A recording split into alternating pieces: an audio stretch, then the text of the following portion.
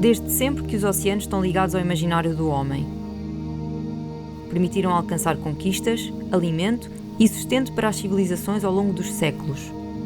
Mas a sustentabilidade dos oceanos exige respostas que só a ciência nos pode dar.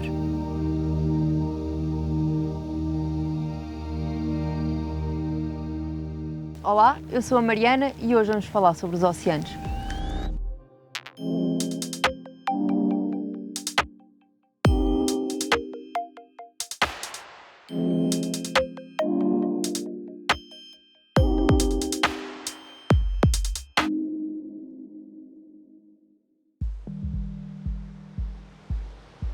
Apesar de ainda só terem sido explorados menos de 20% dos oceanos do mundo, estes são uma fonte quase inesgotável de recursos, um meio privilegiado de comunicação para muitos povos e desempenham um papel fundamental na regulação do clima ao absorverem cerca de 1/3 das emissões de dióxido de carbono. Mas o aquecimento global, a acidificação e a poluição crescentes são ameaças cada vez mais desafiantes para o seu equilíbrio. A acidez média superficial dos oceanos, estável durante milhões de anos, aumentou 26% nos últimos 150 anos e mais de 150 milhões de toneladas de plástico percorrem atualmente os oceanos. É por isso urgente agir. Mas como? Luís Menezes Pinheiro fala-nos destes problemas, dos desafios que se colocam à humanidade e do papel que a ciência pode ter para a sua resolução. O mar é fundamental para a sustentabilidade da vida humana, portanto, não só é uma fonte de recursos, que permite toda a comunicação entre os diferentes povos, nos diferentes continentes e as diferentes culturas, é um meio de comunicação entre as pessoas, a grande parte dos cabos submarinos estão no fundo do mar. Para além disso, o mar regula o clima e, portanto, tem um papel fundamental em tudo o que nós temos a ver, por exemplo, este aumento de eventos extremos que temos atualmente tem muito a ver com a desregulação que nós estamos a criar no mar com uma intervenção antropogénica. Uma das coisas que nós notamos hoje em dia é que, devido às influências antropogénicas, mas também devido a fenómenos naturais, o que tem acontecido é que o estado do oceano tem-se vindo a degradar e isso foi claramente expresso no World Ocean Assessment, portanto, na avaliação do estado do mar, que foi um processo desenvolvido pelas Nações Unidas, e a ideia que ressalta desses documentos é que realmente a acidificação do oceano aumentou, a desoxigenação também, a temperatura também, o nível do mar, etc. E, portanto, o que é que nós precisamos? Nós sabemos quais são os problemas que existem no oceano. Neste momento precisamos de encontrar soluções para inverter o estado de degradação, tal como ele existe, para proteger os ecossistemas. Para isso temos que os conhecer, temos que perceber as interações aos diversos níveis do sistema oceano, que é um sistema único, e para isso a ciência e a tecnologia são quem nos vai dar as respostas. O conhecimento aprofundado dos vários ecossistemas marinhos tem sido preocupação para muitos investigadores. Uma necessidade cada vez mais premente, porque se estima que cerca de 60% destes ecossistemas se encontrem degradados ou seriamente afetados. Em Aveiro, falar de mar é também falar de ria. Junto ao principal canal da ria, o Ecomar surge de uma parceria entre a Universidade de Aveiro, o município de Ilha e a administração do Porto de Aveiro e tem como objetivo ajudar a proteger, a preservar e a garantir a utilização sustentável dos recursos biológicos marinhos da ria. Fomos falar com a investigadora Ana Sousa, que nos explica como é que se pode contribuir localmente para a preservação destes recursos. A tendência global é para o declínio das ervas marinhas, em termos mundiais, e na Ria de Aveiro, no final do século XX, houve também um declínio da diversidade de espécies e da área de cobertura destes habitats na ria. Este é um habitat extremamente importante aqui na ria, porque contribui para a mitigação das alterações climáticas através do sequestro de carbono. Por outro lado, são áreas que servem de habitat a outras espécies, que servem de abrigo e são áreas de reprodução de espécies de invertebrados e de outros animais e contribuem também para a redução da erosão nestas áreas, uma vez que fixam o sedimento e diminuem a turbidez da coluna d'água e aumentam a transparência da água, que é extremamente importante. Em concreto, o que temos vindo a implementar são soluções baseadas na natureza, a aplicação de uma membrana natural que impossibilita a remobilização do sedimento, o remexer do sedimento por uma minhoca marinha que forma montículos de sedimento e torna mais vulnerável esta zona de ervas marinhas. Após a implementação dessa membrana, fazemos transplantes de ervas marinhas e vamos monitorizando ao longo do tempo a sua recuperação. A médio e longo prazo, pretendemos que estes projetos contribuam para um maior conhecimento e para a recuperação das ervas marinhas aqui na Ria de Aveiro e também para a recuperação destes habitats em termos globais. Através de soluções simples e materiais comuns, é possível controlar espécies invasoras como a minhoca aranícola. Desta forma, contribui-se para o equilíbrio do ecossistema, para a revitalização das pradarias marinhas e, com isso, para a retenção das areias e sedimentos. São pequenos passos para o equilíbrio e sustentabilidade dos recursos. Uma das questões fundamentais que nós temos neste momento é a questão da sustentabilidade e como é que nós podemos continuar a utilizar os recursos marinhos, não acabando com espécies, por exemplo, evitando a sobrepesca, e este balanço entre o uso dos recursos e digamos, a sua preservação é o grande desafio que nós temos neste momento. Um dos objetivos é protegermos cerca de 30% do oceano até 2030. Todos os esforços que estamos a desenvolver neste momento a nível internacional são nesse sentido.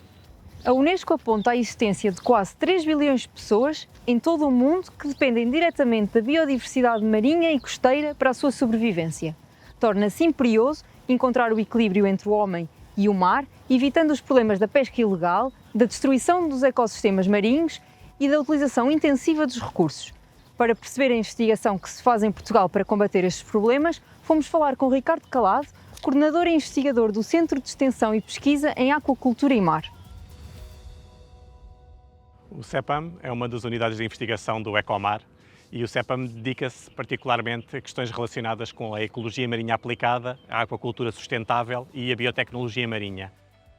No CEPAM desenvolvem-se vários projetos dentro desta temática e um dos que eu gostaria aqui de salientar é o projeto Tracy Food, que tem que ver com a rastreabilidade. A impossibilidade de rastrear a origem dos produtos alimentares marinhos tem problemas graves porque favorece a pesca ilegal, a pesca não regulamentada, a pesca não declarada e também a prática de atividades fraudulentas como a troca do local de origem para que algumas entidades possam beneficiar da apanha de organismos em zonas onde essa mesma apanha é interdita.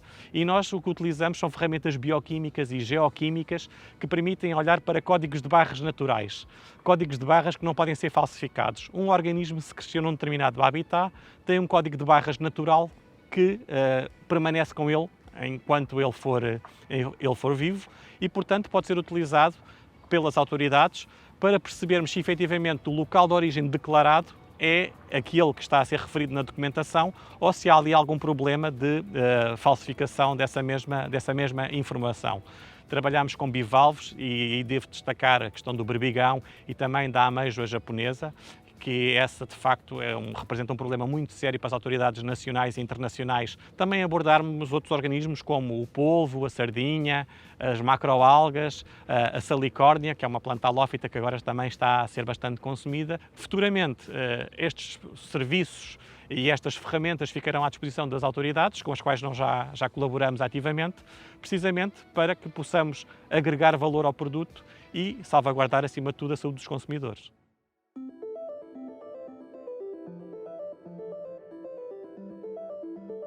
Sabias que todos os anos entram nos oceanos entre 4 a 12 milhões de toneladas de plástico? De acordo com os dados da União Europeia, 49% do lixo marinho é constituído por plástico descartável e 27% por resíduos de plástico provenientes dos equipamentos de pesca.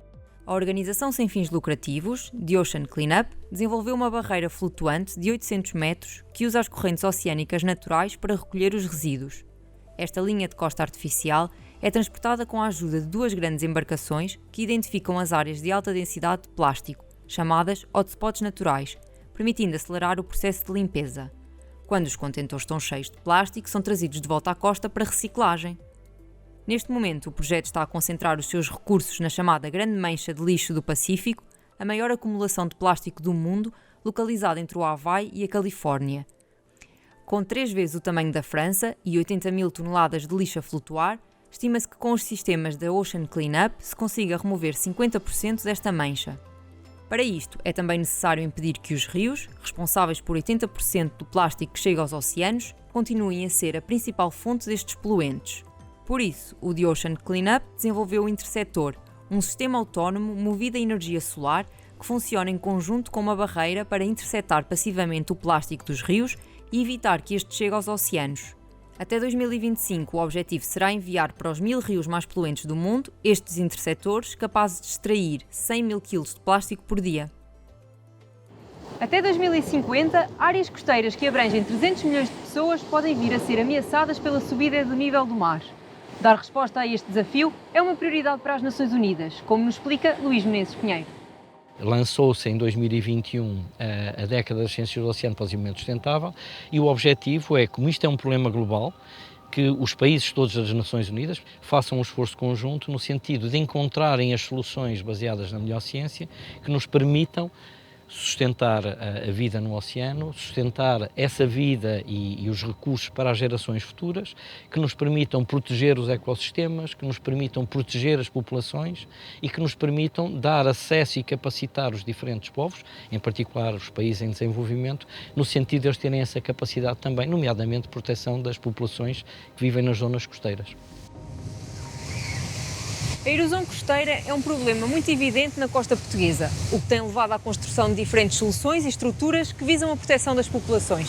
Só que ações mal planeadas podem ter custos e resultados inesperados. De forma a evitar repetir os erros do passado, o projeto Coast for Us utiliza um software de análise que simula o impacto das intervenções na costa. O investigador Carlos Coelho apresenta-nos os problemas que a erosão costeira acarreta, as medidas disponíveis para o seu combate e como é que a investigação pode apoiar estas soluções. A falta de areias no litoral faz com que haja um recuo da linha de costa. A este problema acresce ainda a questão das alterações climáticas, a subida do nível do mar, mas também a alteração de rumos e frequências das tempestades, que pode condicionar a futura evolução da linha de costa. Temos de tomar medidas de fundo. E aí eu divido as opções em 3 grandes grupos.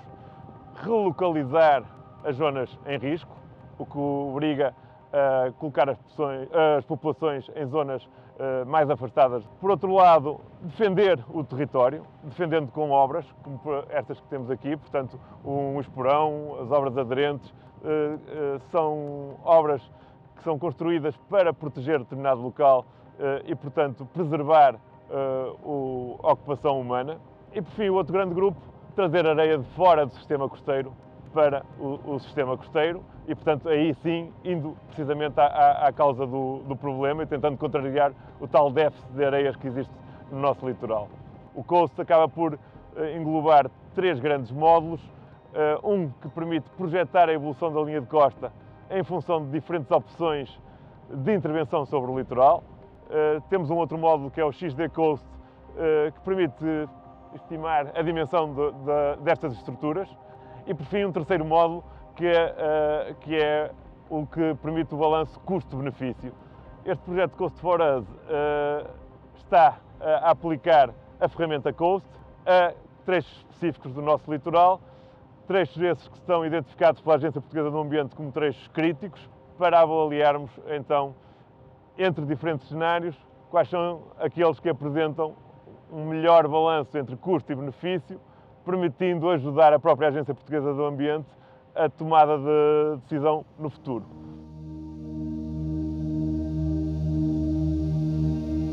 Arthur C. Clarke dizia que é impróprio chamar Terra a este planeta de oceanos.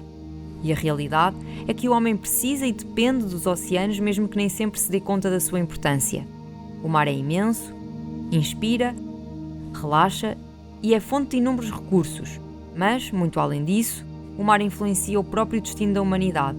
O seu rumo é o nosso rumo, e se o mar não for sustentável, a vida humana também não será. Por hoje é tudo, até ao próximo programa e não esqueçam que a ciência não tem limites.